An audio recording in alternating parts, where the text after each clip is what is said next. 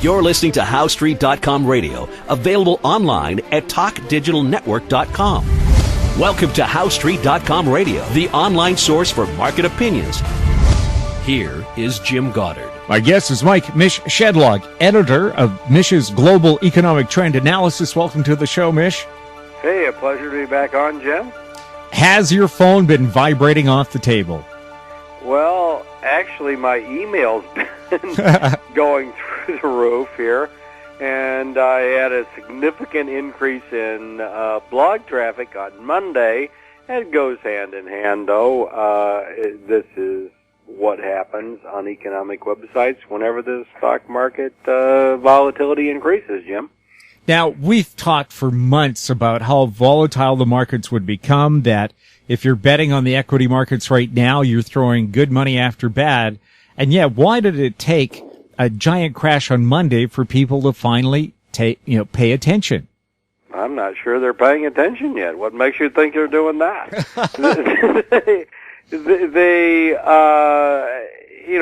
listen to all the calls that are out there. Well, don't worry, don't panic now.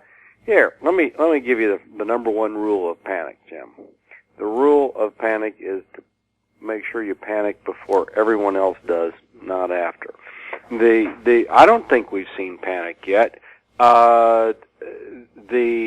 We've certainly seen a lot of fear. The VIX spiked up massive amounts, but we've had a rally the last couple of days. I think things are going to settle down. I think we're now into an environment where it makes sense to sell the rallies rather than to buy the dips, but I don't think that's recognized yet. People are always late to the game, and certainly for those like me who've been way early and sat out this massive rise in the markets over the last few years, I'm just biding my time because I think better opportunities are down the road.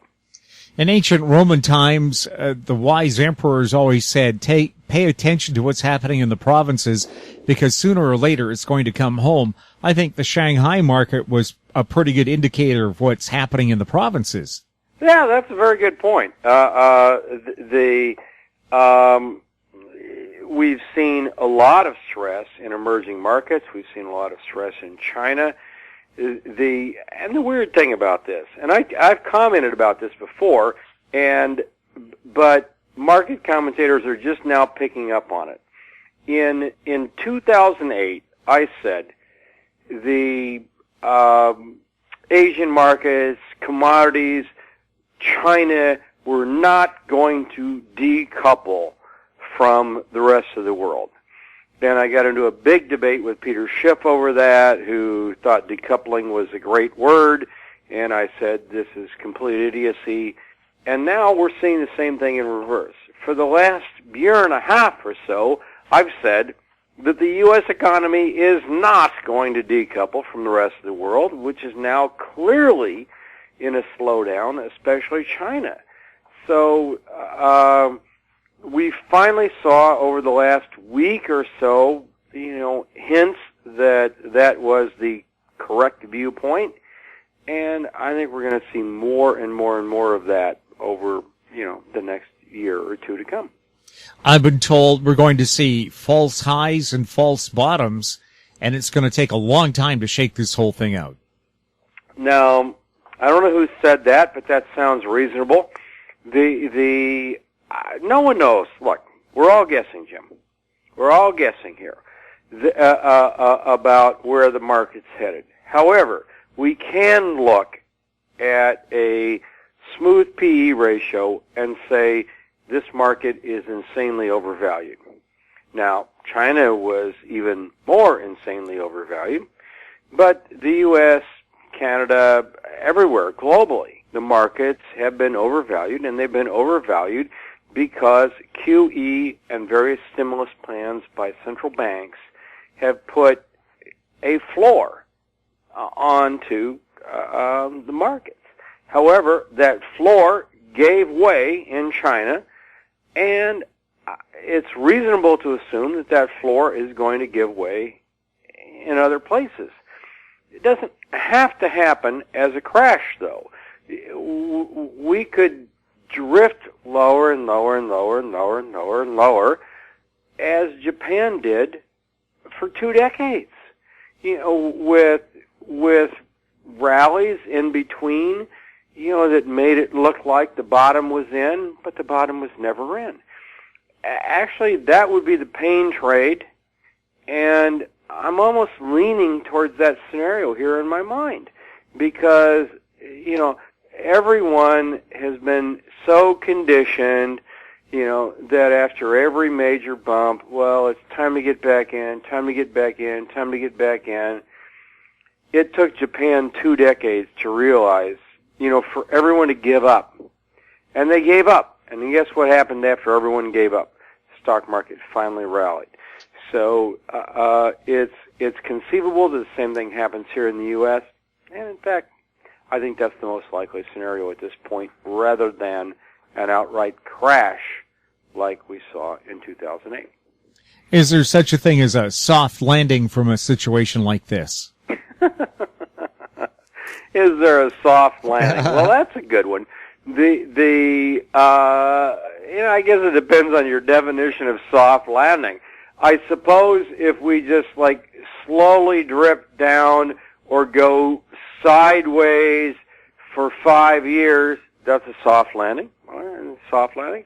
But is it a soft landing for pension plans that are assuming 8.5% returns annually for the next 5 years? Look, the state of Illinois pension plans are on average 39% funded. They're actually drawing down on these pension plans because they're not meeting those assumptions. And they've not met those assumptions, Jim, even though the market has rallied monstrously since 2009. They're barely above, assets are barely above where they were in 2009. So what happens when you're assuming 9% returns, 8% returns, even 7% returns, and the market does absolutely nothing for 5 years and you're only 30% funded, or 39% funded, put your own number in there, and you're drawing down on these pension plans? Is that a soft landing? I don't know. I would think that that's not a soft landing, although the Fed, might, portray it as a soft landing. So that's what we're facing here. We're facing boomers heading into retirement that are underfunded. We have pension plans that are underfunded. We've had this massive rally, and in spite of this rally, the pension plans did not get their funding up. So I don't think that there's a good scenario that can possibly come out of this. So, you can call it a soft landing, but it ain't going to be any good. I guess a soft landing from 30,000 feet isn't very soft.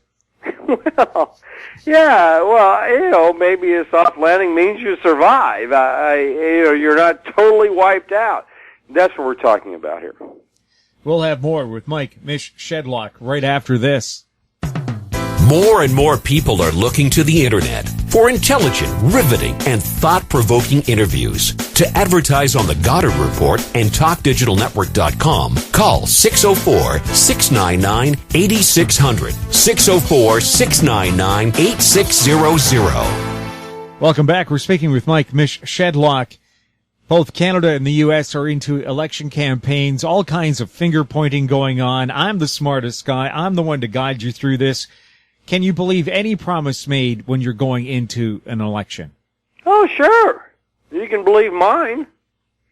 I threw my hat into the ring, Jim. I said I'm running for president.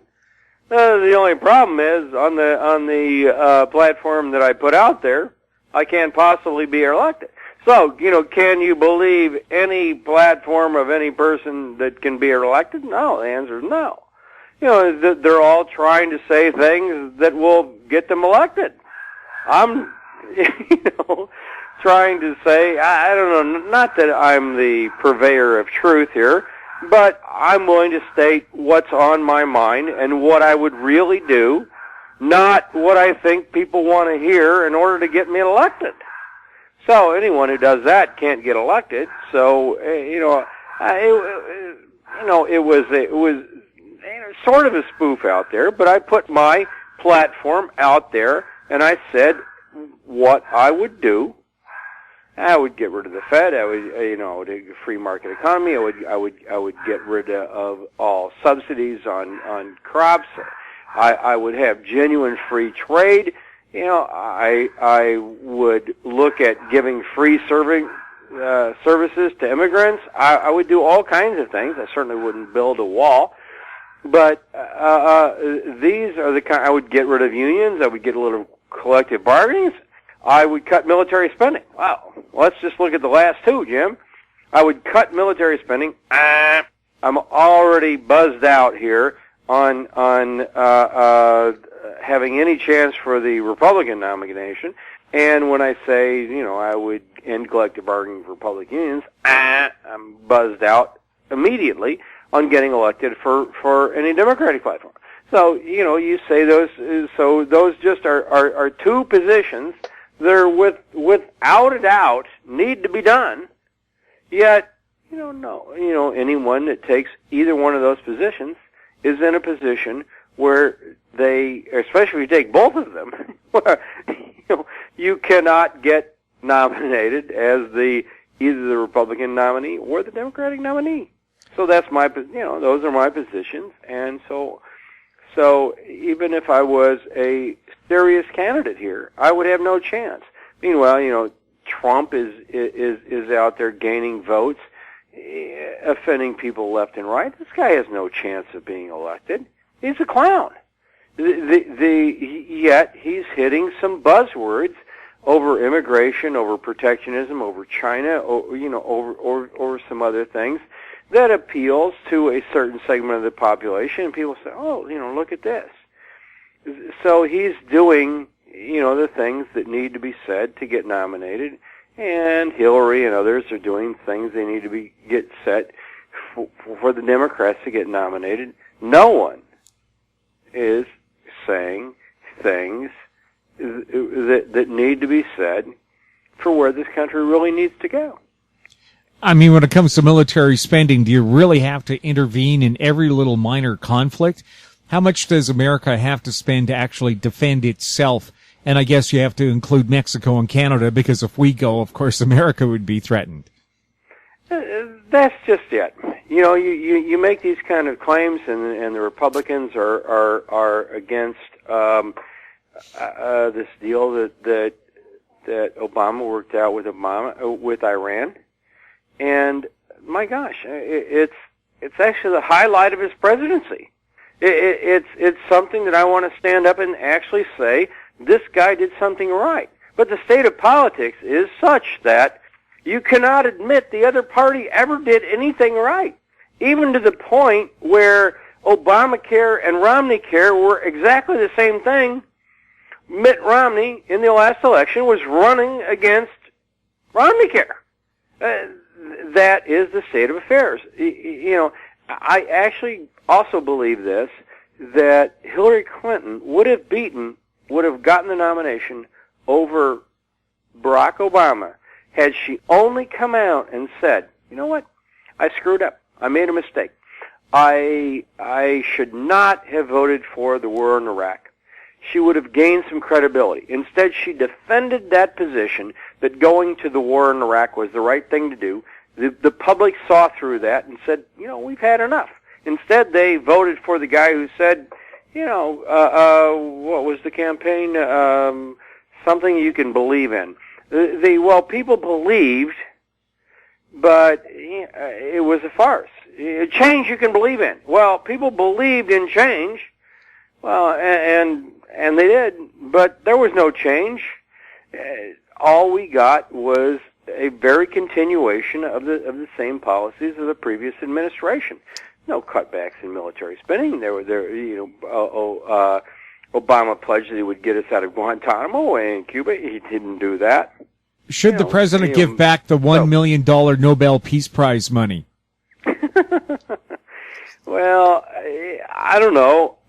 Actually, if he didn't deserve it then, but arguably, in this deal that he works out with Iran right now, assuming it goes through, nothing derails it. Iran doesn't renege on it. I mean, there's a lot of things that can go wrong here. That's something he would arguably deserve, the Nobel Peace Prize for it. So often you win prizes when you don't deserve them, and sometimes you don't win them when you do. So, here it is. It's literally, the only thing that this guy has done that I agree with, but there it is. And so, let's not deny it. Let's just say, this was a good thing and get on with life. And Pat Buchanan is actually a Republican that admits that. And he says the Republicans are in an extremely hard place over this, for the simple reason the whole rest of the world has gone on and said, you know what? Let's try this out. Let's see it. Let's work. Meanwhile, there are these Republican nominees across the board, Scott Walker, Rubio, all of them have come out and said, well, the first thing we're going to do is renounce this deal, because we can't trust Iran. Excuse me? And Iran is supposed to trust us when we've got all of these Republican running for president that say the very first thing they're going to do is kill this deal? So, they're hypocrites, all of them. What should a person do if they're looking to park their money somewhere right now? I would say don't park it. The park it in cash, short-term U.S. Treasuries. Actually, there are a couple of segments that are really, gold is beat up. I've liked gold, and it's not done that well. But gold is extremely beat up. I would tell someone to keep their eyes on energy. Energy is a lot of energy stocks are incredibly beat up here. So, are we going to $15 in oil? I don't think so. So that one might be a little premature yet to get into the energy sector. But those are sectors. You want to buy things that are beat up. You want to buy things that are out of favor. So look at Russia. I think there's a good case still to be made for Japan. So look at Russia. Look at Japan. Look at energy. Look at gold. Those are the things. And then there's nothing wrong with having half your portfolio or a third of it or whatever in cash and buying up beaten sectors that are likely to do well over the next couple of years, rather than just saying, well, I need to be 100% invested 100% of the time because that's the only way you make any money. Well, look at what stocks did from 2000 to 2007. They gave it all back in the next 2 years. We've had this massive rally since 2009. I'm not going to say that we're going to give all of that back, but it wouldn't surprise me if we gave 2/3 of that back, and we go back to something like 1,400 on the S&P. There's better times ahead for those that just sit there in cash and wait for a good opportunity, even if it means that you didn't participate in bubbles in the meantime. Yeah, well, they always say bubbles blow away in the wind, and usually they leave a wet, smeary mess. That's exactly true. Hey, with that, Jim, I gotta go, and it's been a pleasure to talking with you, and I'll catch you in 7. Mish, thanks a lot. I will catch you in a week. Bye. My guest has been Miike Mish, Shedlock, editor of Mish's Global Economic Trend Analysis. You're listening to HowStreet.com radio. Find us on Twitter at Talk Digital Net. You have to check out our popular YouTube channel, Talk Digital Network. Comments about the show can be sent to info@HowStreet.com. I'm Jim Goddard. Comments made on HowStreet.com radio are an expression of opinion only and should not be construed in any matter whatsoever as recommendations to buy or sell any financial instrument at any time. Available online at TalkDigitalNetwork.com. HowStreet.com radio is a production of HowStreet Media Incorporated.